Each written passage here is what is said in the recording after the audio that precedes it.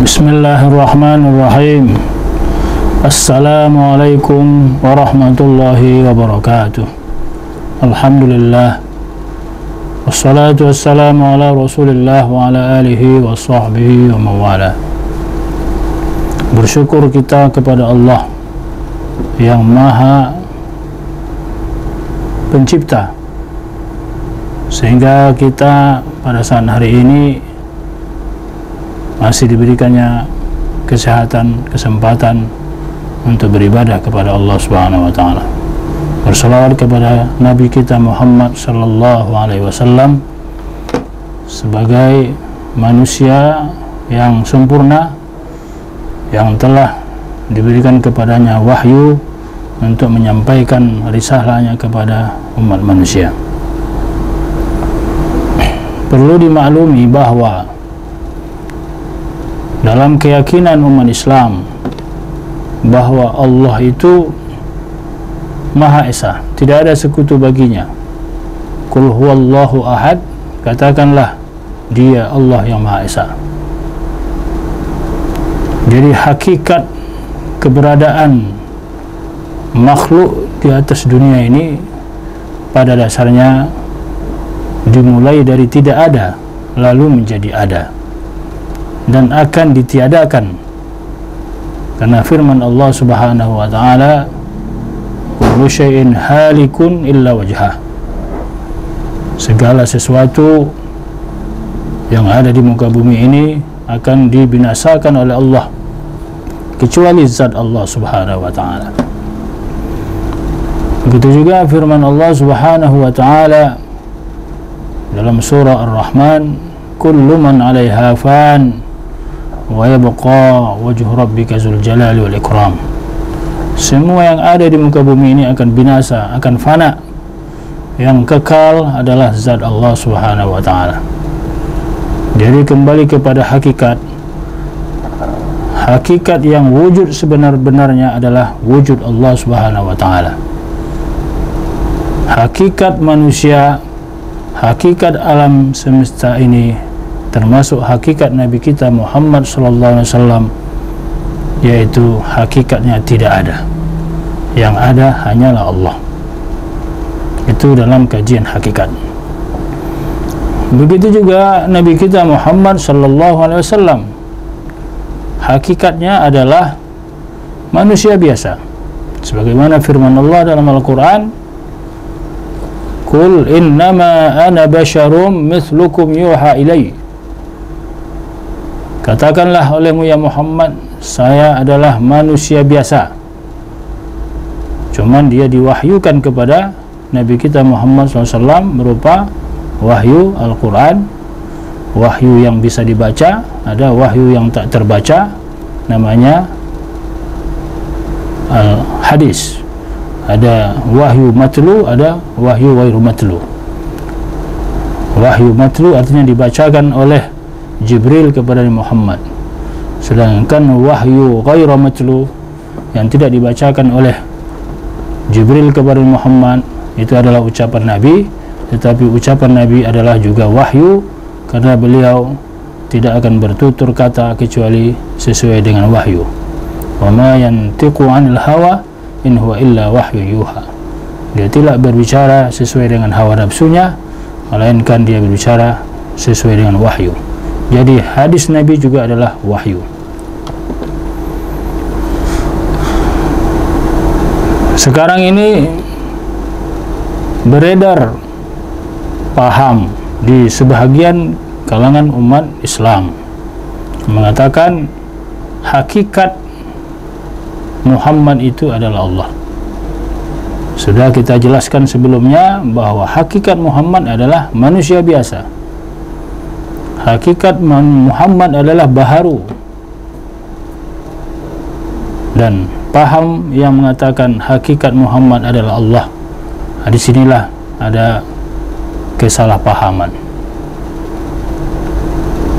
Oleh sebab itulah lahir fatwa dari MUI Pusat, Majelis Ulama Indonesia Jakarta,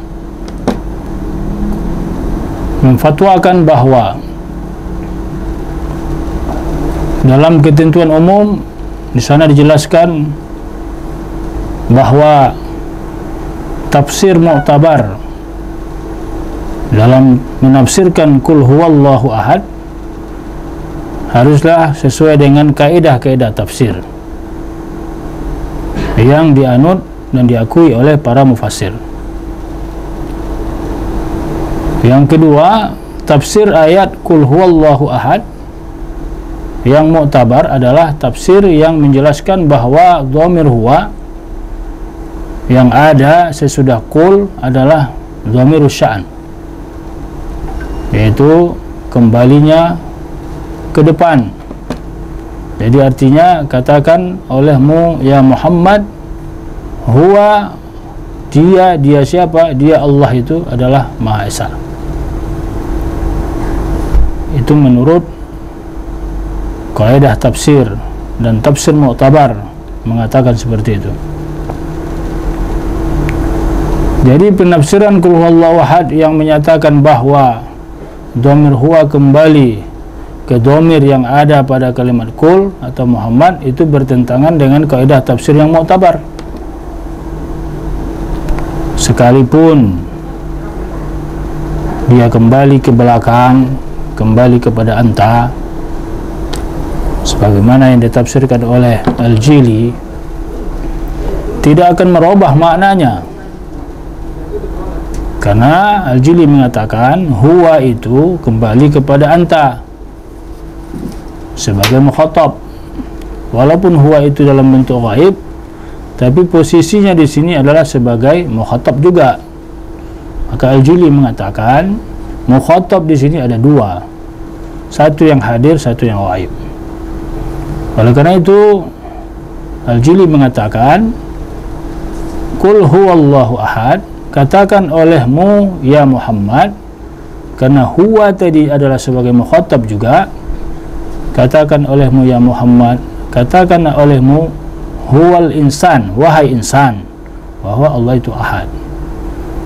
Jadi Al-Jili tidak pernah mengatakan bahwa katakanlah olehmu ya Muhammad, dia manusia itu adalah Allah. Tidak pernah ya Al-Jili mengatakan seperti itu.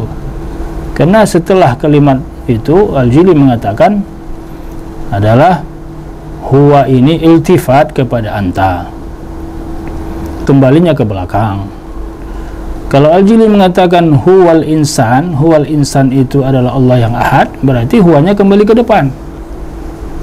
Berarti sama dengan tafsir yang mu'tabar. Jadi tafsir Al-Jili juga adalah tafsir yang mu'tabar, di mana mu'tabarnya sepakat mengatakan bahwa insan itu bukan Allah, insan itu hakikatnya bukan Allah. Di situ kesepakatan antara Al-Jili dengan tafsir mu'tabar. Dan Al-Jili sendiri mengatakan dia tidak pernah mengatakan bahwa tafsir mu'tabar itu salah, tidak pernah. Dia juga tetap mengembalikan dhamir itu ke belakang dengan pemahaman katakanlah olehmu wahai Muhammad dan wahai insan bahwa Allah itu ahad. Jadi tafsir mu'tabar dengan tafsir Al-Jili sebenarnya tidak bertentangan. Hanya saja orang yang memahami itu yang mempertentangkannya, seakan-akan dia menafsirkan katakanlah olehmu ya Muhammad huwal insan itu Allah yang ahad. Kenapa dikatakan huwal insan itu Allah yang ahad? Berarti dia mengembalikan dhamir itu ke depan. Jadi fatwa MUI yang menjelaskan di sini kembalinya ke belakang itu menunjukkan itu adalah pemahaman Al-Jili. Jadi pemahaman Al-Jili walaupun dhamir itu dikembalikan ke belakang tidak melemahkan fatwa MUI itu sendiri. Karena ada kesepakatan di sana, yaitu bahwa insan itu hakikatnya bukan Allah. Nah, oleh sebab itulah fatwa MUI memutuskan di sini mengatakan barang siapa yang mengatakan hakikat Muhammad itu adalah Allah, ini adalah pernyataan yang sesat dan menyesatkan. Inilah yang difatwakan oleh MUI, penafsiran yang menimbulkan pemahaman bahwa Muhammad itu Allah adalah menyimpang dan sesat dan menyesatkan. Kenapa? Karena Al-Jili tidak pernah mengatakan Muhammad itu Allah. Siapa saja yang mengatakan Muhammad itu Allah, menurut fatwa MUI ini adalah fatwa adalah pemahaman yang sesat dan menyesatkan. Dan fatwa MUI ini tidak menyesatkan Al-Jili, tidak. Cuma hanya mengatakan penafsiran yang menimbulkan pemahaman bahwa Muhammad adalah Allah adalah menyimpang dan sesat dan menyesatkan. Berarti Al-Jili tidak pernah mengatakan itu. Dia tidak menyesatkan Al-Jili, tetapi siapa yang menafsirkan Muhammad adalah Allah, inilah yang dikatakan oleh fatwa MUI ini adalah penafsiran yang menyesatkan umat Islam dan hukumnya haram. Kita direkomendasikan bahwa umat Islam dihimbau untuk tidak mengajarkan atau mengikuti pemahaman dan atau menyebarkan penafsiran yang salah. Pemerintah harus melarang penyebaran ajaran pemahaman yang sesat dan menyesatkan agar tidak menimbulkan keresahan di masyarakat sehingga mengganggu kondusivitas masyarakat, khususnya umat Islam. Rekomendasi juga dari fatwa ini, umat Islam yang terlanjur mengikuti pemahaman bahwa Muhammad itu Allah agar segera bertaubat dan kembali kepada pemahaman yang benar, rujuk ilal haq, sesuai dengan akidah Ahlussunnah wal Jamaah. Kepada MUI dan seluruh ormas Islam, dia agar da'i juga agar dapat mensosialisasikan fatwa ini kepada masyarakat luas agar dijadikan pedoman dan panduan. Mudah-mudahan semua kita dapat memahami dengan sesungguhnya fatwa MUI ini, dan mudah-mudahan umat Islam yang sudah terlanjur memahami bahwa Muhammad itu adalah Allah, mudah-mudahan rujuk kepada ilal haq. Demikian yang dapat disampaikan. Nasrun minallah wa fathun qarib wa basyiril mu'minin. Wassalamualaikum warahmatullahi wabarakatuh.